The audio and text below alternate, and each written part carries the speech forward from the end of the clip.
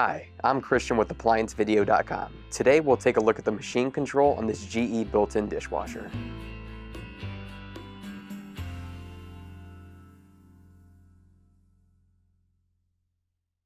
Stop. Before beginning any repair, always be sure to disconnect the power to the appliance.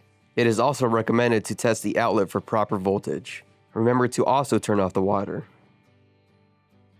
A faulty machine control on this GE dishwasher can cause a multitude of issues. The main one being the unit will not operate. To begin this repair, click on the link below to view this repair video. ApplianceVideo.com guides you step by step, giving you the confidence to avoid recalls and callbacks, also saving time on repairs.